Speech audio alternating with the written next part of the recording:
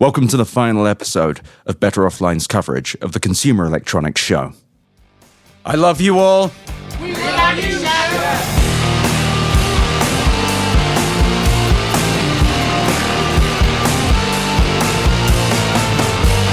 Better Offline. All right. So we've made it, everyone. We're on the final day. Is Saturday, January 11th. We conferenced ourselves out a bit. We had a wonderful positive masculinity day. We went out and got brunch. We went and got massages. Tonight we're going to go get dinner. But we're here for kind of an epilogue episode. Because yesterday I thought was going to be less of a close, but it turned out to be a real finale. So really this is just about what we've learned at this CES. So Phil, what have you learned at the CES? What is it? Oddly, it's an ergonomics thing. Okay. So we just got massages, and man, I feel so much better than I did. Right. 5 days standing on my feet on marble. In my multi-decade career of gambling in this fine city and its many beautiful slot machines we previously discussed, I've gotten to sample a lot of rooms, a lot of decor, and one of the things that I've picked up is the more high-end your room is, the less carpet you get. So you get a lot of marble to stand on, which is awful on your feet. And I came back, and earlier today, I went looking at the pit bosses and the dealers and realized they're standing on marble too. I cannot imagine trying to work an entire day standing on that out there. So what was the lesson you learned though? Ouchie? The richer you are, the more you're going to hurt for style. Yeah, the problem is people keep thinking about rich and hurt a little too much at the moment, and I don't really want to fuel that conversation. So the thing is more comfortable shoes, I guess you need? Possibly. Yeah, we need to get you like a little kitchen pad. I'm saying that facetiously when that actually might be the solution to the problem, because Phil has been tending bar. If you're for some reason choosing the epilogue episode to start with, right. You're my kind of freak. By the way, I am joined by, of course, health physicist and bartender Phil Broughton, who has been, I think you've served, at least 100 drinks this week? Oh, well, based on the stacks of my cups, well more. We're probably in the 200 range. Yeah, and you've seen most of the tech media. It's been lovely. Phil has been working his ass off, and we're all very grateful. Most of the tech media is grateful. I say it as if some of them wouldn't be, and, well, maybe. They get 86 from my bar if they were. Yeah, that's true. I don't think that's the case. We've had like an unrelenting horde of very pleasant, lovely people. And talking of that, Mr. Edward Ongweso Jr. joins us for our last day here. Hello. How are you feeling, Ed? I'm fighting the itis. You got the itis? I mean, I have an unconscionable amount of food in my belly. Yeah, we fed, just to be clear, I fed the boys up. Been gorged. And we're only doing more of it tonight. This morning. And more to come. Yeah, more to come. You can do it. You can do it, man. Dude. Yeah, I woke up with heartburn and a slightly collapsed lung. I had to inflate again. But other than that, I'm doing Average great. Better Offline listener. Yeah. Just one step closer to the end. I just want to be clear, by the way, I feel great. My masseuse told me that my body is actually doing pretty well and that I need to keep doing yoga. So the answer here is that the more you speak on the mic, the better you feel. The more powerful you become. The more power you accumulate over the course of this. But I think it's been my favorite CES ever. And Phil, at this point, has been to 8 with me. This is the 8th. Yep. And I think what was really fun about it, other than the fact that I got to just do a weird radio show for like 13 hours, is that it's given me a lot of hope about the tech media. Not that I was like black-pilled or anything. Not that I was like, oh, this is all bad. But you talk to people, like people at Engadget. We have 3 people from Engadget, or like Max Cherney from Reuters. And all of these people who are like so passionate and actually they gave a shit. And they gave a shit and they were strategic about how they gave a shit and the way they talked about it. And I think you as the listeners can kind of agree with me. It's really heartening to hear others talk about this, because I feel like the bylines that some people are under, they kind of rob them of that passion. Yeah. Actually, some of the best interviews for our reporters that came to visit to talk about the things where you I'm not going to say you crowbarred out of them for tell me the best thing you saw, the thing that made you happiest when you were on the floor. The thing they saw that invariably made all of them happiest seemed to be when they found a presenter on the floor with a booth who also gave a shit. Yeah.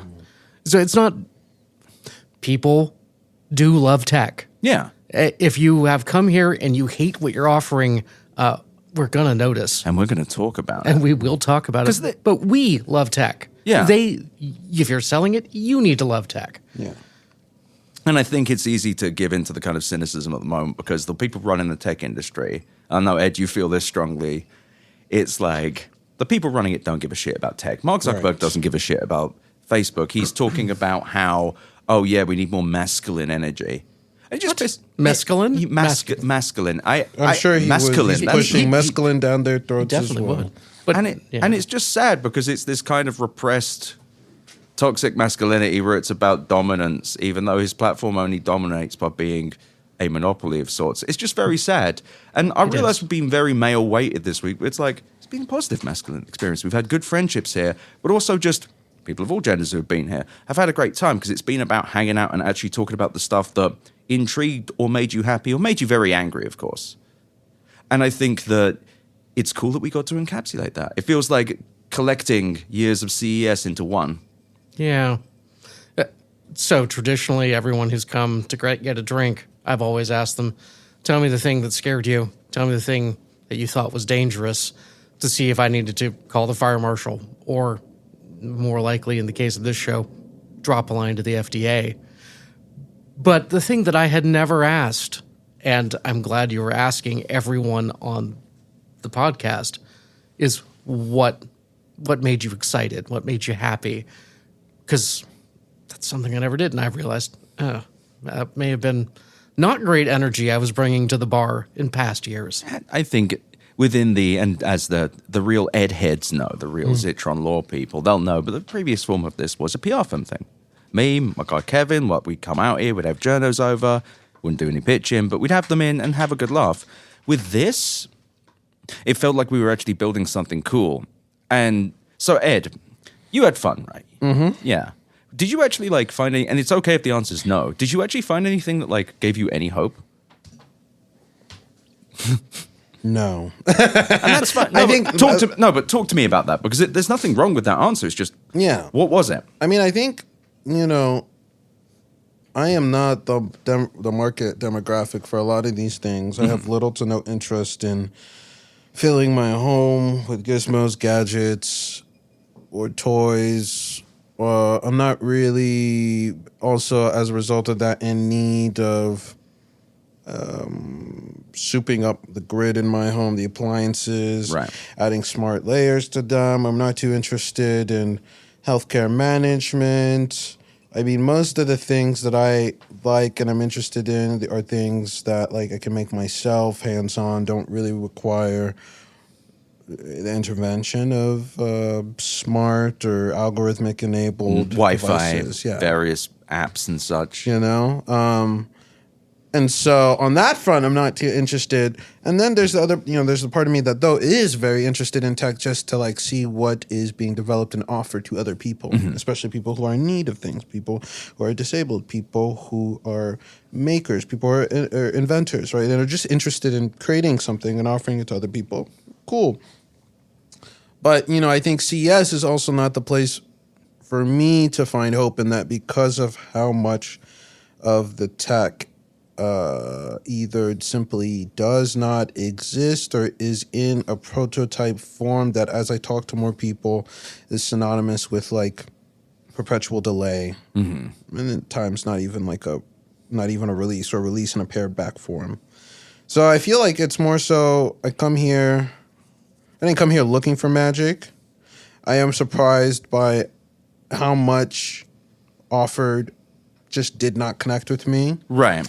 Because you weren't coming in here just as a pure hater. When we talked about this originally, you were like, I don't know. Yeah, I literally didn't know. Fuck me up. I was like, was like, okay, is the CES, how much of CES is like, here's an actual product I can pick up, try, and how much of it is like we are selling so that another business can notice and buy it from us, or an investor can back us. Right. And so learning that the division and the amount in which many of these tech products fell, or the category in which many of these tech products fell was interesting. I mean, the best part was for me just like conversations with people as a chance to both reflect on what we were being seen or what we were being shown and what we saw on the floor and what had been seen by other writers, and then also just talking about the tech industry and media coverage in general. I feel like that was the part that actually, I think, analogously gave hope in the sense that it's affirming to hear other people, even if they are excited about things that I'm not, talk about the limitations of, or the shortcomings of something that, you know, when I was presented it as an object, felt like something that was like a staple in the industry that everyone loved and came to and understood, had its own integral role that was not to be scrutinized too much. Yeah. You know? It's a weird show as well, I imagine, for the first time, because it's like, when you don't know this format, this place is kind of insane. Just to map this out for the listeners. So we're in the Venetian, so we have one of the best places to be as far as the regular show goes, in that we have a hotel, the Venetian, that has the connected Sands Expo Center, which is now called the Venetian Expo Center. This is where a chunk of it is. Then to get to the LVCC, you have to either take an Uber and then walk a mile when your Uber guy goes, I'm not going to wait, man. It's going to be 2 hours. You then walk probably a quarter of a mile to a door, and at that point you realize it's the wrong door. So you have to then walk another probably 0.1 miles to the badge person, who will then tell you, now you mate, it's the other badge person inside. You then, so at this point you spent like an hour and a half getting there. And now you can get your badge from other places, so perhaps you arrived with it. Well, now you can walk through like it's probably about 3 miles of walking a day, just minimum, in the main hall. It's 3 miles of walking just to get to it. And then the hall. But I mean, like, just spending the day in there. And so after this, you just see like either the largest television or the biggest lie, depending on the room you're in. And I imagine it's kind of strange. For me, I think I'm just kind of numb to it at this point. Do you remember the advice I gave you? You asked, you've done this before, Phil. What should I go look for? And I haven't done this in a while, but just one of those, when you see the hall of TVs, unless you really want that, know that this is nothing but that. Keep moving through to look for something else, because a giant TV is a giant TV. Yeah. And we've talked about a human who exists only to wave behind the transparent one. But take us back to ergonomics. The thing that Robert Evans said to me at the bar for the best thing about the TV pavilion was not the TVs, but the incredibly cushy floor, so that he could actually rest his feet The for deep a moment. pile carpet is pretty sweet. But just to give you an idea, if you have never done this before, A good chunk of it feels like being in a Best Buy on Black Friday. yes, that's actually it. But if no one's shopping, they're just loitering. Yes. Yeah. And it's so weird as well, but I wouldn't have done it with anyone else. It's just interesting to see CES bounce off of someone, not because they're not trying, but because they've realized the edifice of CES, which is, hey, check out all the stuff we won't make. I would have driven a Tesla off the bridge if I had to come here myself with like an outlet. Yeah, you know. Like a real person. Oh my God. Especially because the mode of engagement would be much more different. I mean, here I felt like I got the chance to kind of drift around, and each day I felt like I was focusing on a different part of the floor. Right. Based on what I did or didn't get to do, based on conversations I had with people, and they're like, oh, I actually was really interested in this.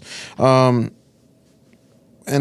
I think coming in with less preparation than an outlet might have had for me, in the sense that like wasn't honed in and hunting for and prepping over how to think about and how to engage with like the fintech. It was more like I stumbled upon them. Oh, what a pleasant surprise. Oh, they're talking about AI agents. Let's talk for a little bit, you know? Right. It felt like I got to experience it both as like maybe a consumer might, and also a bit as in my capacity as someone who's wondering, okay, if the presentation of this is for the consumer, then like if you're walking around in it and you happen to know a bit about the industry or various products, what would you think about it? If your intention is not just to like report it back to consumers so that they can get like a repackaged form of what's being presented here. This is one of the things I was really excited to hear yesterday from Sherilyn about the process that Engadget does for how they prepare to go to the show, which it's fun with clean eyes to have none of that, just to encounter it face first, smack into the wall. Yeah. But that process from Engadget, very cool. I had no idea, and I'm happy I heard it. And I'm happy that the listeners heard it as well, because going back to the black pill thing, like it's very easy to get cynical about the tech media. And I have been extremely critical of the tech media. But then you look at the people we brought in. We had Carl Chenard from Las Vegas Sun, for example. Such a delightful surprise, that guy. Young guy, but also getting into the labor stuff. The fact you've got someone who writes about tech because they're a reporter, not because they're a tech reporter. But then you look at Engadget, a place that people might say, oh, it's just a gadget blog, and they actually really tried.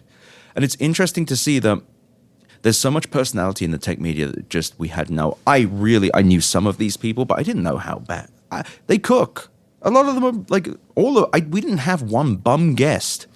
Also, in terms of the 8 years we've done this, from my point of view, in terms of providing respite to journalists, and indeed, it's catching it, journalists getting respite in the suite for a chance to breathe. Yeah. That's it. For the first time in all these years, I had people once saying, I'm so happy to be back. I'm so happy to get another drink for you. The 5 years of COVID, I've missed you. And also, Gare just like relaxed. And Gare, I just want to say again, Gare Davis is just insanely talented. I am so happy we got them on so many episodes. I saw Gare is fairly high energy. You might have noticed from some podcasts. I adore it. But I watched Gare just sort of take a breath and slump into a chair for a moment. They could be off. And I think that's nice. And I think of Better Offline is such a bizarre podcast. Looking at Matt Asowski, it's like, yeah, it is. My producer, I've heard wonderful Matt Asowski. It's funny. This show started off as a joke, and then it became something. No, it started off as a thing where I was talking about how pissed off I was about Wet Brothers, like the Winklevosses or the Rot Economy and everything. But as we get to see Blowjob Brothers, well, if it isn't the Winklevoss brothers, but it's interesting how it's grown, because I've been thinking about CES quite literally for a year. So Robert, Gare, and I were sitting around at Spago, where we're actually going tonight. Take my boys out. Got to treat the boys. That's the one thing. Like, I'm lucky enough to have this podcast. I've been treating them, treating everyone. It's lovely.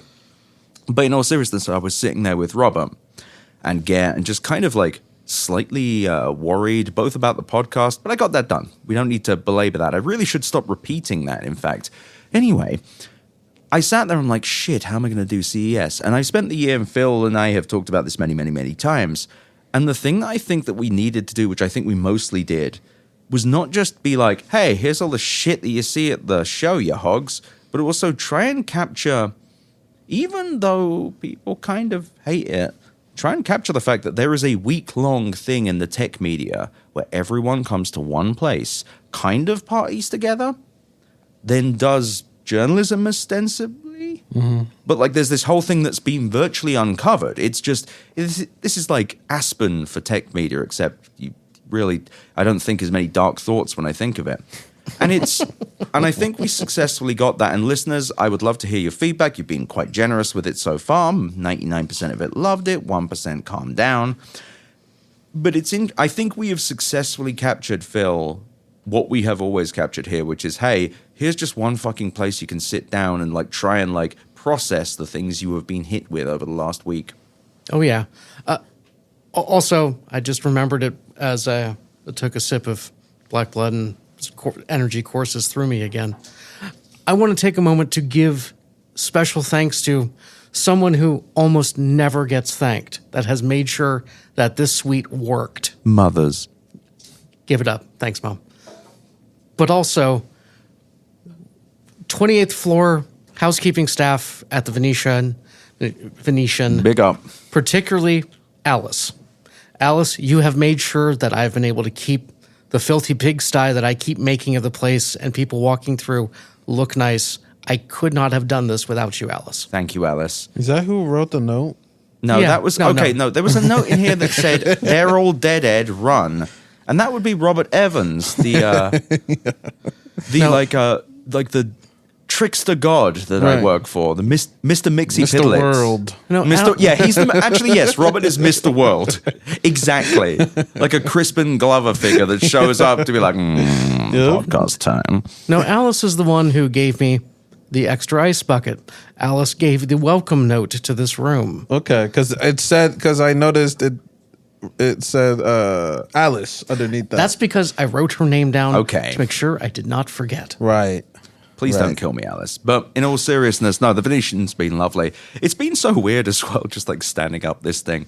I don't know if everyone listening to this has like looked at my Instagram or my Blue Sky. I hope you have, because I need attention. But also, I want you to know like how great this setup has been. We've had this recessed area in the Venetian. And honestly, it's just been extremely heartening for two reasons. One, having some solidarity in this fucking tech media. It has been such a rough year for so many people. 2024 was an insane year, but also right now the tech media feels, and I say this having done a thing where I yelled at them, but Lord Almighty, I've never seen less solidarity, but I kind of saw it this week. Everyone seemed happy to see each other. When they got on the mic together, they were generous with their time. They were excited to vibe off of each other. There was Yeah. no like vacuous competitiveness or anything like that. Everyone was so giving with their time. Not just with me, but with each other. They were shooting the shit and they were happy to see each other. It was great. And I think that this is a time where, as things get a bit rough with big tech and within society, this is the time to pull together. And I'm happy that whatever this week has been, which is insane, by the way, just the entire idea, I hope that that has created that. And I hope that you, the listener, have heard that and I was about to say appreciated that. I don't mean it like that. I mean, I hope you've got that vibe.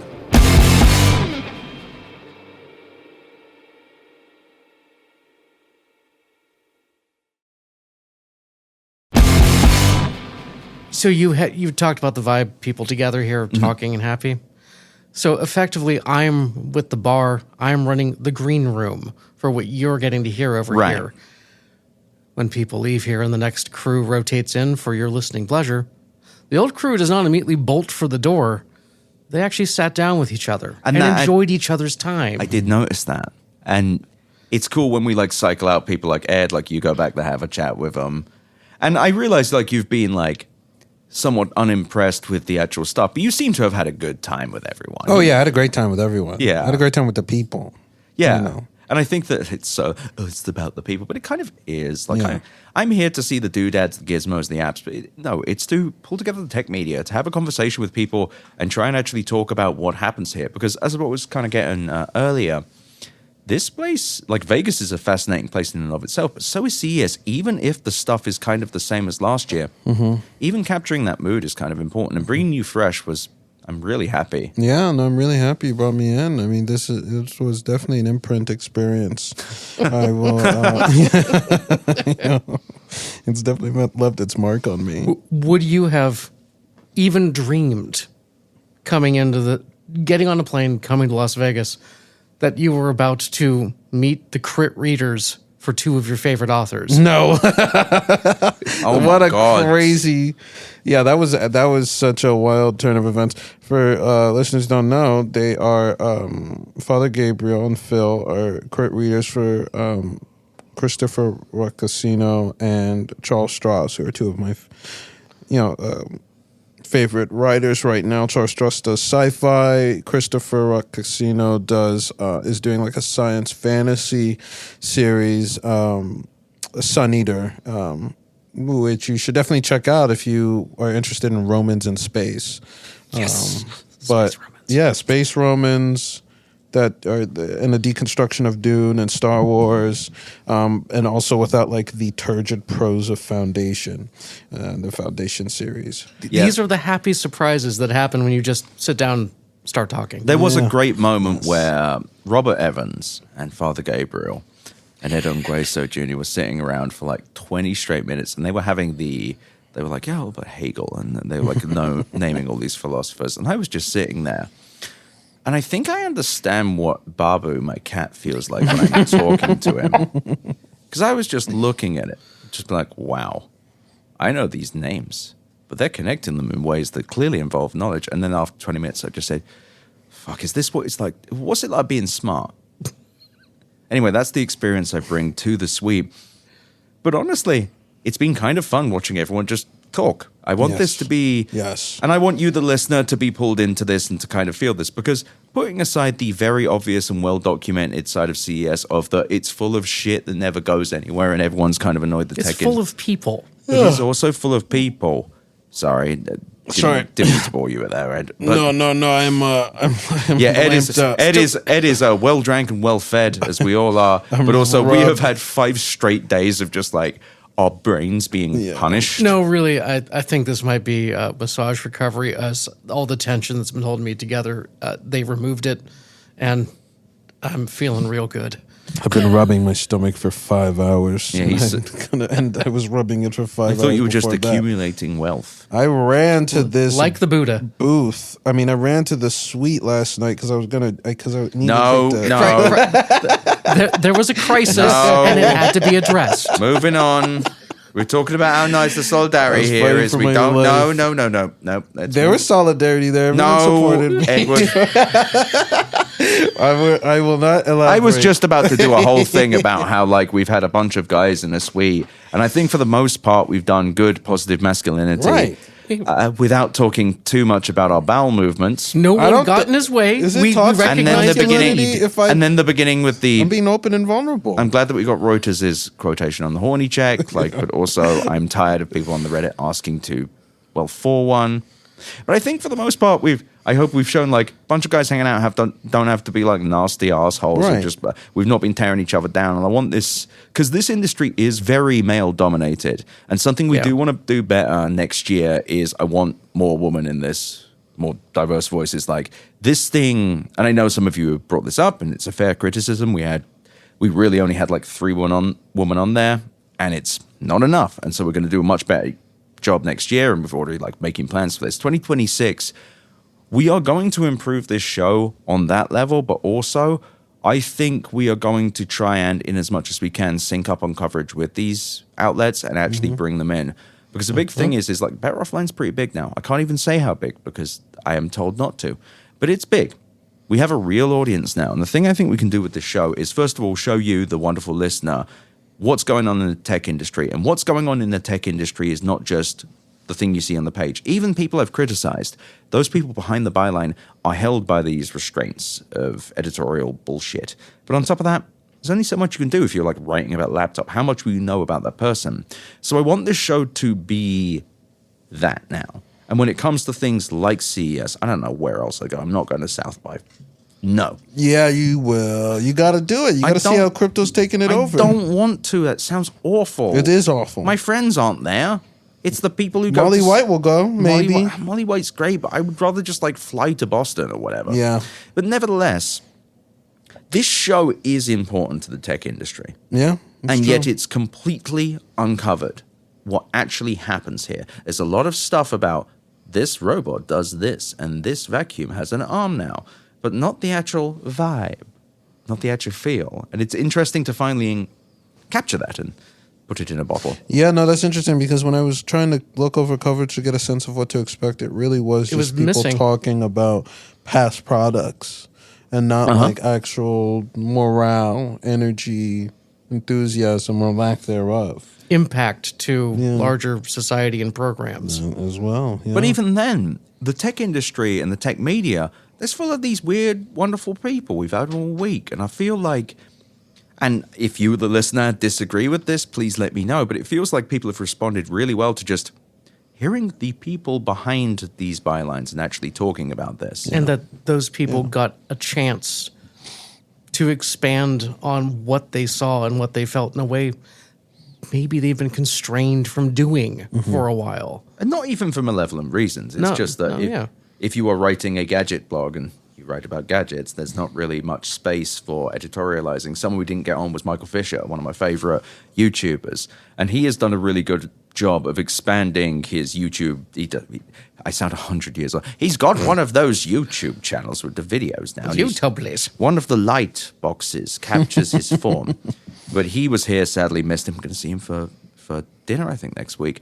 Nevertheless, he has done a really good thing of explaining kind of the ephemera around his travel, how like travel weighs upon him, how there are emotional contexts to places he goes, the societal parts. He did a great thing where he was in India talking about the smog, for example. You can do more with this medium. And I think that there's so much more interesting things that we could do even with this show.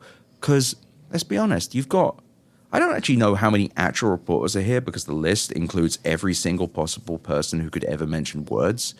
But I would say there's at least 100 members of the tech media here, like dyed-in-the-wool actual tech media. Yeah. And the fact is, there isn't a damn place where, other than like Twitter and Blue Sky, where you're actually able to get to know these people. I want Better Offline to be that on some level. It's not just going to be that. It's not just the kind of mix of stuff. But I think it's a helpful function of what the show could be in the future. Mm-hmm. So something while I don't go to the floor because I'm bartending, something that I do get to do at DEF CON and at Photonics West is watching for governmental entities that are actually attending the show as well.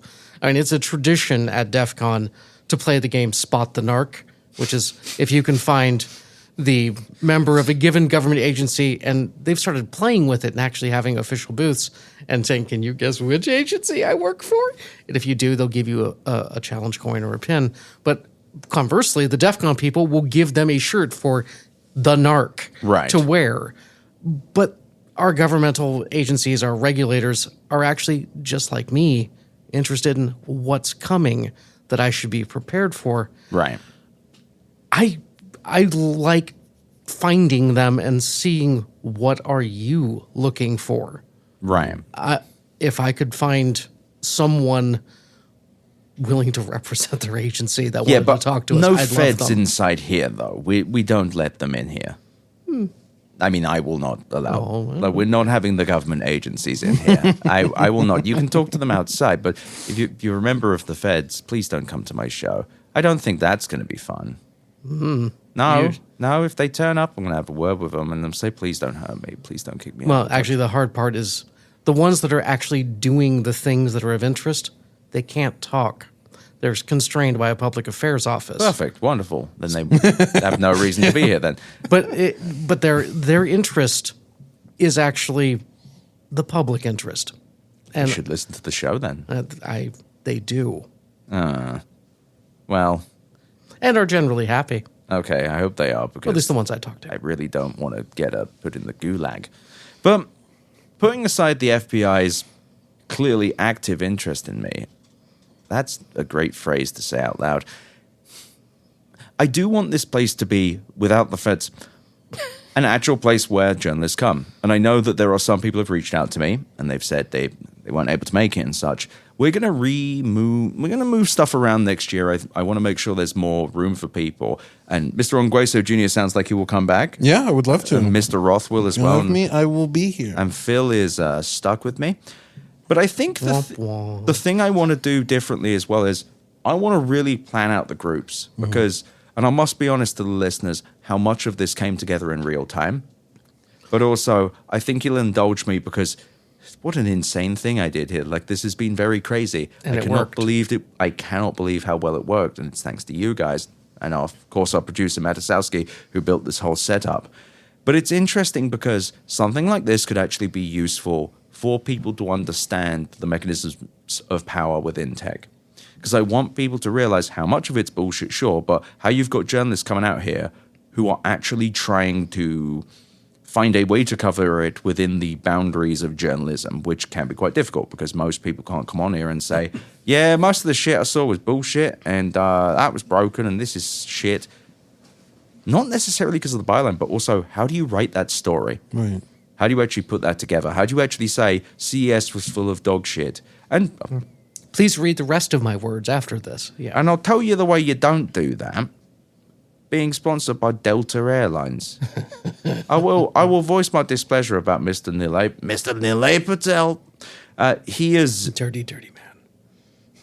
Some management questions aside, Nilay had a chance to do something interesting at CES, and somehow I did the more interesting thing, which is disappointing. But also, if you're being interviewed by the CEO of Delta Vacations, what are you doing? You're interviewing them.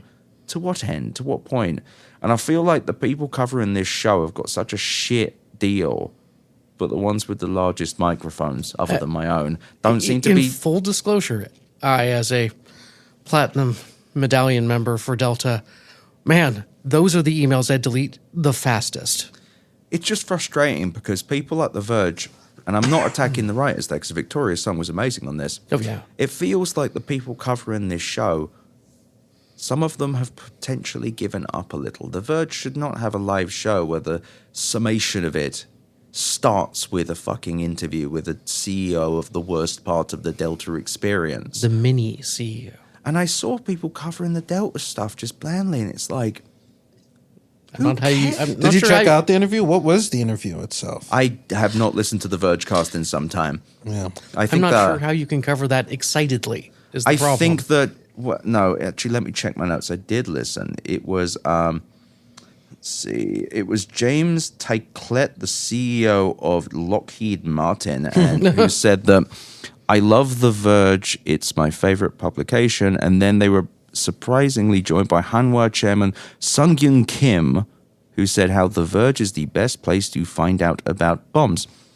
That is all a joke. I apologize. But nevertheless, it's... I thought you were serious. I've had that written down for a week. It's just frustrating because it's like, Nilay Patel, he can fucking do a better job. And honestly, there could be better things done at CES. I think we've proven in the last week, not trying to pat myself on the back or anything, but I don't even need to say that. The people who've come on have been really interesting, and I think there's more that we can do. I don't even know whether to call myself part of the tech media. I run a fucking PR firm during the day. I write a newsletter where I regularly make typos that really shouldn't be there. I don't know, man. But nevertheless, it's like there is more to be done, and there's more to be done in the next year. And I think the way everyone needs to go right now is this move towards the question we've been asking all week, which is, why does this have to exist? Who is it for? Why? Yeah. And I think, Ed, your frustration with this place is that question is so often not answerable somehow. Yeah.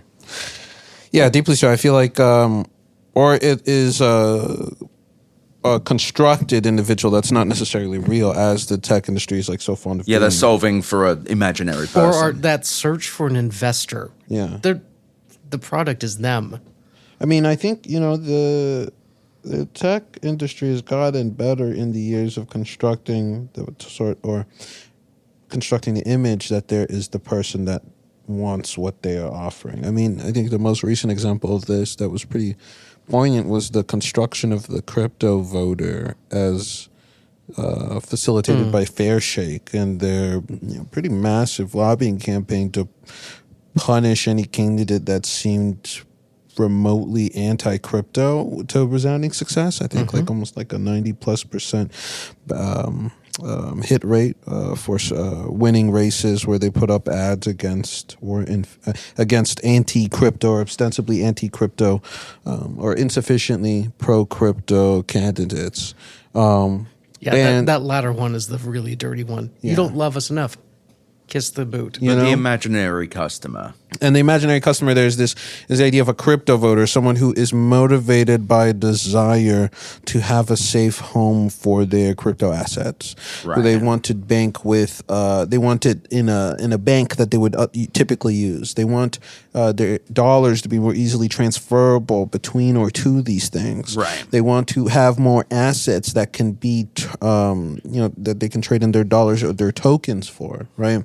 And I think similarly, sometimes when I see, I think about especially the global pavilion for crypto, right? Where it's like these people are sitting here talking about how, for your brand, one way to increase its authenticity, as Objectify, the company said, is to offer limited edition goods that will add an air of rarity to your brand. Like a exclusivity. non-fungible token of some sort. Yeah. They're all tokens, right? And these. The idea here is when you listen to them closely, they're not actually saying there's any use value. What they're saying is that we realized we have a use case for justifying our service, which is that you can make it your thing more exclusive in partnership with us if you cut us a fee and you generate a useless token. Right. I feel like there is a lot of this where, solution in search of a problem or a business in search of an opportunity to extract a fee. Rather than solving a need. Mm-hmm. Someone once asked me if I was willing to do limited NFT coded release labels on Black Blood of the Earth bottles so that someone could have their very own NFT run of Black Blood, and that would be an email That I would deleted. be so funny. I would take such pleasure in watching you enter the blockchain film. That was the point. They wanted blockchain coffee. Block Blood of the Earth. I hate you. So Ed, slightly God. slightly different direction. Do you actually like any technology? I don't mean this in like you seem to enjoy your phone and such. Like you enjoy connecting with people. Yeah, I mean, I like my phone, computers, screens, but most things I'm not really. Trains are cool. Yeah, trains are cool. I mean, if we're talking about, for example, non-digitally mediated, I mean, of course. Yeah. If we're talking about digitally mediated, I really have to be, because I'm not interested in like productivity hacks or saving time. As a regular person. Yeah, for me, it's like the things I'm interested in, software and programs, that have helped me. I'm interested sometimes in, I have a friend who I learned coding with what is it now? Like maybe 10 You years can ago. code. Mm-hmm. What in? Like I don't talk about it because I don't like doing it because I don't really care for much, and because the reason I don't talk about it is because it's always fun when I have when a tech person gets a little mad at me and it's like, why is this guy who doesn't even code? And I'm like, oh, what about me makes you think I can't code? Please tell me. That's cool though. So, especially with the more recent wave of tools, of generative tools for coding supplements. I mean, I've kind of been inspired by like writing from like Brian Eno and Yevgeny Morozov to try and create like small applications that help us learn other languages, because I've been trying to learn Mandarin for a long time. Right. And so stuff like this is fun and interesting, like little trinkets, little short desktop apps, or but it ultimately small little programs that help me in my daily life. But I'm not really interested in like some overhaul. It feels like what you're describing is the purest form of technology, which is why do we use the computer to connect with people or connect with ourselves a bit more, to actually truly love what we want to do more, to enhance ourselves. Because the reason I'm asking these questions is because there are some fucking idiots, I'm just going to skip to that part, who would just be like, well, Ed's just a hater. Yeah. And I've got the same thing as an Ed who is hated. Otherwise, Can I say a terrifying let nice him thing? finish his point and then we'll get to you. Don't worry. I am a hater in that I think that a lot of times The greatest haters love. Yeah. Anyway, please continue. When someone is talking to me or trying to convince me to integrate some algorithm or digital program into my life, what they're usually talking about is a way to like offload some of the cognitive burden, and not actually cut through a stupid task, or to not come up. For example, like me and my friend, we've. Yevgeny Morozov is an inspiration for this, where he talks about in one of his essays about how he uses generative tools to try to create a group of language programs, so that he'll try to talk in another language or answer questions in another language, and then based on the weaknesses, it will generate kind of questions and exams and stories that will test what he has shown a deficiency in. This like is, elements of how one structures a sentence, maybe? Yeah.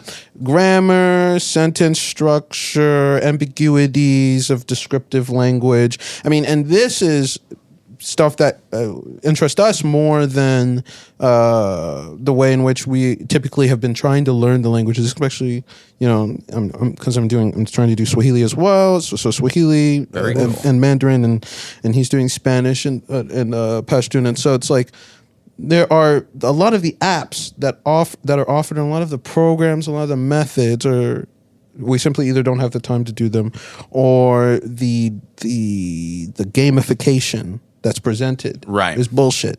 Well, the Duolingo style.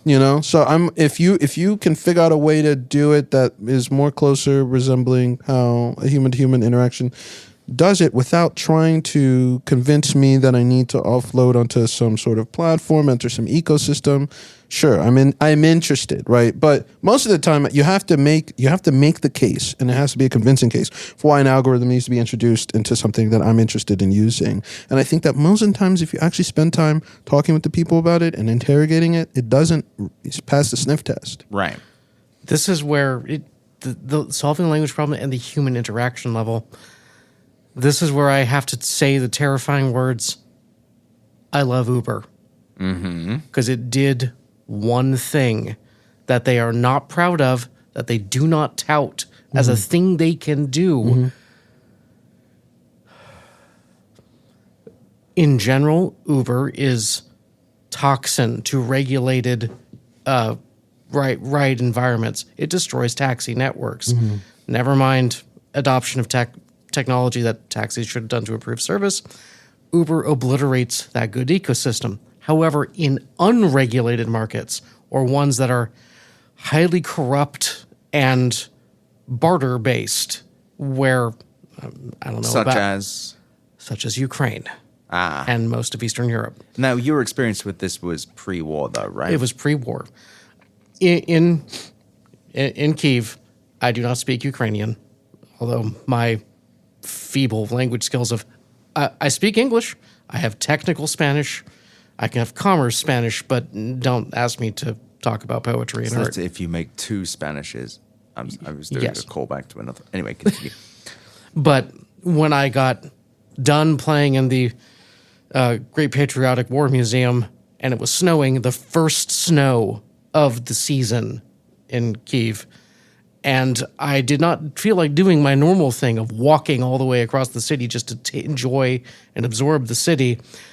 And on international data rates, I downloaded Uber on the principle of I just want to get back to my hotel.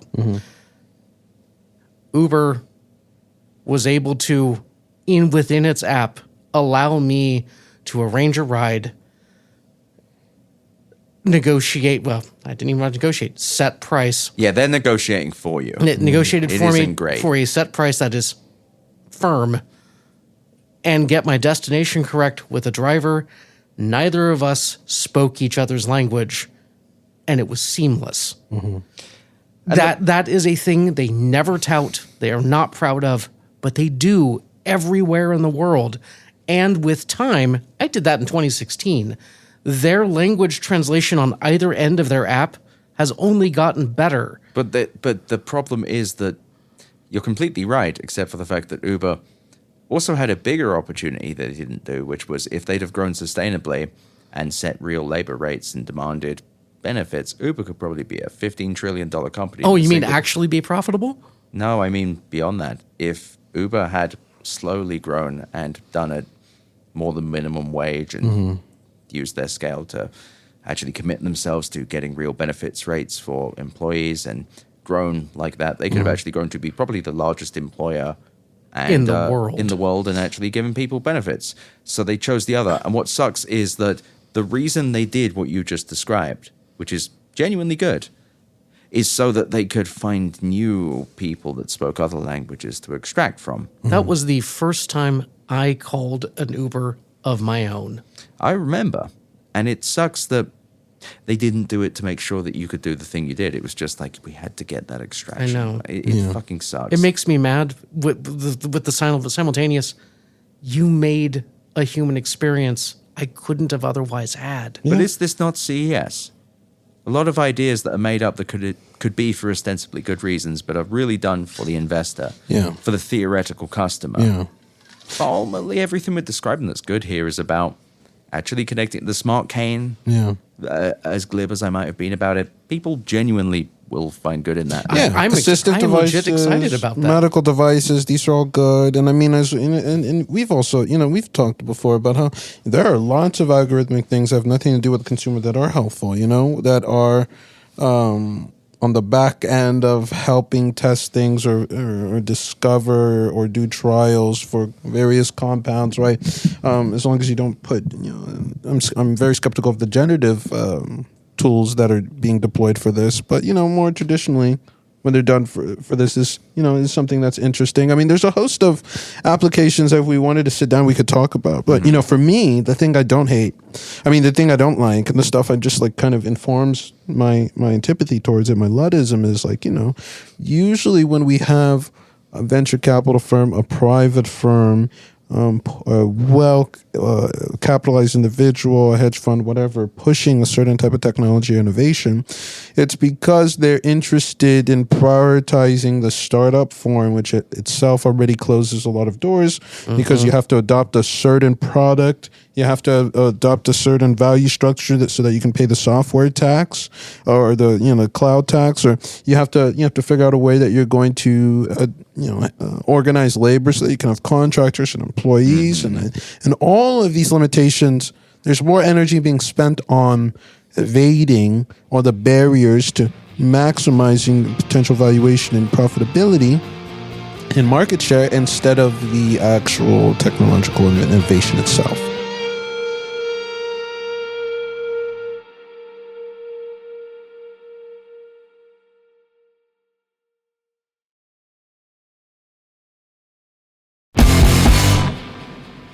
So we are at the end, I'm afraid. And yesterday you got my kind of teary goodbye to everyone. And to give you an idea of what the room was like yesterday, it was full of people and everyone was yelling and it was very fun. That's where you got the Yes Chef from. We have had an insanely cool crew of people, of course, led by Matt Asowski, our producer here. But we've really gone through a lot of the tech media. And the thing I'll say for next year is I'm going to have more of them. We had 20 guests on this damn show, including the people in front of me as well. I have more liquor to serve. Indeed he does. And it's fun. It's also, it seems like the listeners, and I want this to be an active conversation with you. You're on the Reddit, you email me, I loved it. Please get in touch on Blue Sky. You get in touch on Threads, I'm not listening. Like, I just want to be clear, like I look down on you. Instagram DMs? Absolutely. Threads? Not so much. Why? I'm a hypocrite. Anyway, this has been an amazing show and I want to hear from you. But next year we're going to be a bit more structured, but also it's probably going to be the same format. We're going to have more diverse voices and we're also going to get into more definitive subjects. I think the one thing I could have done, there are a few things I could have done better.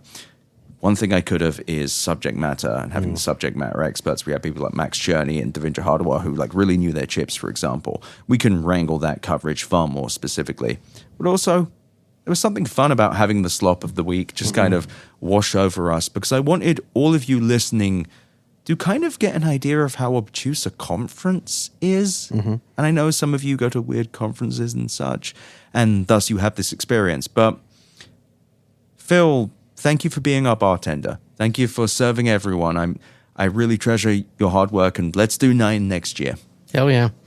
Something I'm very proud of that I started trying to kick in the 6th and 7th time we did this was making sure I had non-alcoholic options available for people.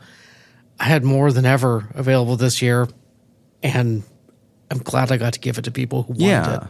Because this is not a place where you have to drink. Because most people who don't drink can't drink. Yeah. They usually feel very assed out when they go to events at conventions like this.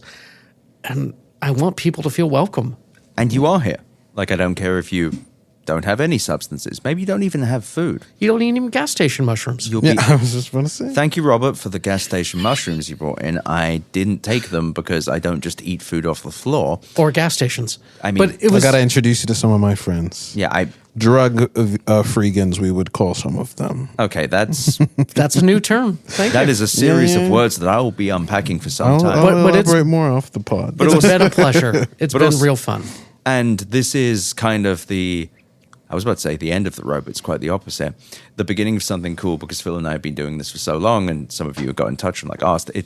This was a suite where we brought our friends in from the tech media, and now it's turned into something really cool that I look to grow and turn into something weird and fun every year. If you're a member of the tech media who was not on here listening to this, get in touch. If you're in New York, for example, we will be doing What You Heard This Week very regularly. Every other week, I would say. Get in touch. Maybe it's not the next episode, but I want a chunk of the tech media on there. I want this. The tech media is full of such insanely fun and weird and wonderful voices. Tons of people so good on the mic that you wouldn't know. I want to help with that. I want this to be something. Phil? And if you're coming to the Bay Area for some reason, I'm always happy to give the Phil Broughton tour where I point at Manhattan Project things that aren't there anymore. Oh, you're on the Bay. Yeah. Okay. I'll be out there Wow, at the end of the we month. did how many hours and we just didn't reveal that? Oh, yeah. Well, yeah, I live in the Bay Area and I work at a university that is somewhere in the Bay Area. I'll be there 28th to 31st. Also, if you're in the Bay Area 28th to 31st, you should come to my co-host Jathan Sadowski's book launch at City Lights. Hey, Jathan Sadowski, of course, the inventor of the Habsburg AI term. Yes, and yes. got the heir apparent of the Habsburg Empire to yell at him and say, "This is a stereotype." Man, I am so jealous of Proud. him that happened. I am so upset that I've not had like Habsburg AI and Potemkin AI. You know, very nice. Those are my two favorite kinds. right? Mine. But also, Ed Ongweso Jr., thank you so much. You have you. battled through this week for your first CES. I would say the conditions have been chaotic. But I made it. He made it. My stomach made it. He cooked. But also, you're going to see in the next year exactly how much Mr. Ongweso Jr. does. He is incredible, and we've been so lucky to have him. Thank you. I got to meet one of my favorite writers. Thank you. I've been enjoying your work for so long. I really appreciate that. So it's been awesome. And I will say this, as I say every time when I meet you, man. I also got to have drinks with one of my favorite writers. Thank you so much for your time. I did too as It's well. been a genuine pleasure, I imagine, for the listeners, but selfishly for me. Me too. I wouldn't have done it with anyone else, guys. So. Hell yeah. And this is the thing, like, this has been very guy-weighted, but also I want all the fellas to listen to remember that you can love your male friends and talk about how fucking rocking they are and how much they've supported you all week. And you don't have to be so fucking self-conscious, you fucking cowards. You can Compliment each other, love man. your also, Ed is like the best dressed man I've ever fucking seen. Every fucking day. I'm just swearing too much. Ed looks just amazing. I look pretty good too. Don't say it. I'm jealous of his suit. Yeah, he actually has like the most Thank you. wonderful. I wish I was this cool. But nevertheless, we've had an incredible crew of people. I want to start by thanking Jared Newman, the freelancer, Henry Casey of CNN Underscored, Ed Niedermeyer of the Autonocast, Father Gabriel Moshe, of course, of The Church, Jesse Ferrara and Michael Hale of Your Kickstarter Sucks, Tom McKay of IT Brew, of course David Roth of Defector, Matt Binder of Mashable, Max Cherney of Reuters, Gare Davis and Robert Evans, of course If It Could Happen Here, Phil Broughton, who's sitting across from me, of what I've just written as miscellaneous. Devindra Hardawar, Carissa Bell, and of course Sherlyn Lowe of Engadget, Victoria Song of The Verge, Carl Chenard of the Las Vegas Sun, and of course Matasowski, our incredible goddamn producer. You have been an absolute legend this entire time. We couldn't have done it without you, but we also could not have done it without iHeartRadio's Sophie Lichterman, and of course Ian Johnson, who has been... He is literally dealing with the wildfires at the moment, and he is... We didn't hear from him, it's like, oh crap, shit. And actually, I want to do a shout out to Miles Gray of the Daily Zeitgeist, the iHeartRadio show. He literally lost everything. I'll be dropping a link in there. Don't feel obligated to, like many people going through many things, but if you can donate, please do. And thank you from me. This has been a very personal podcast, a little too personal, and I have no idea if it's good or bad. I really don't know. You seem to be happy, but nevertheless, you have all kind of witnessed my own personal journey with technology, and technology has been part of my life since I was 10, I think. And you've all been wonderful, and I think you like this, and I like doing this. I love doing this. We will be back in a year. And I'll get to that in a second. We'll also be back next week. We're going to have Better Offline Radio in New York. I get on a plane to New York on Sunday. It's going to be a complete nightmare. But No, exciting. It's an adventure. it is, and I just love cooking. I could probably do another hour of podcasting, but you're thinking, please, no more. No more. So we've had too much. But in all seriousness, we're going to be back immediately with Paris Martineau and, of course, Jeff Jarvis of Twit and their various associations. But we are going to be back in a year.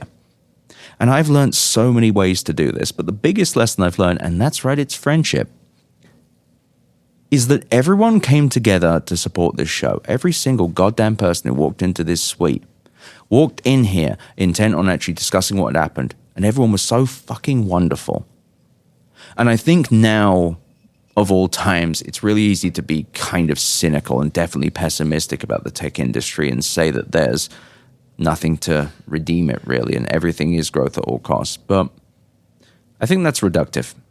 I think it's something where you can look at the most powerful people and the things being talked about and lose the magic, which is, as fucked up as the algorithms are making things, as detached as we might be from whatever social networks, this week has proven at the very least that there are human beings that truly love the computer and love the things that they can do with it and the people it connects with. I hope I've given you something in this week, and that's proof of solidarity with your fellow human being.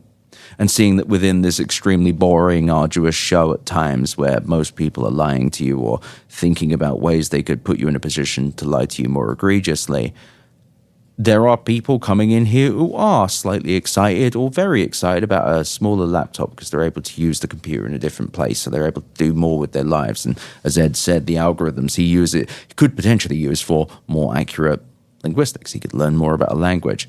There are many wonderful things that technology can do. And I've been quite emotional, and I think you like it, and I fucking love it. But I'm emotional because I'm surrounded by people who really give a shit. Emotional because every single person that's come through this door, the people running it, but even the people visiting, have shown that there's not a single half-arser in them. There's not a person that I've spoken to who has not deeply and meaningfully cared about something in technology.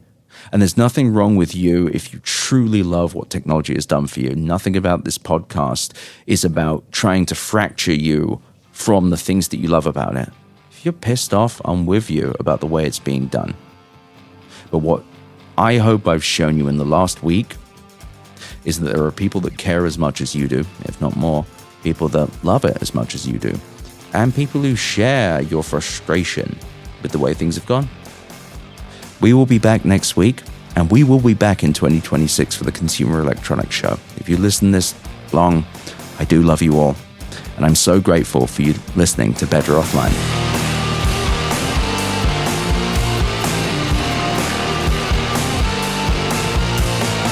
Thank you for listening to Better Offline. The editor and composer of the Better Offline theme song is Matt Osowski. You can check out more of his music and audio projects at matosowski.com. MATTOSOWSKI.com. You can email me at easy@betteroffline.com or visit betteroffline.com to find more podcast links and, of course, my newsletter. I also really recommend you go to chat.wheresyouרד.at to visit the Discord and go to r/betteroffline to check out our Reddit. Thank you so much for listening. Better Offline is a production of Cool Zone Media. For more from Cool Zone Media, visit our website, coolzonemedia.com. or check us out on the iHeart Radio app, Apple Podcasts, or wherever you get your podcasts.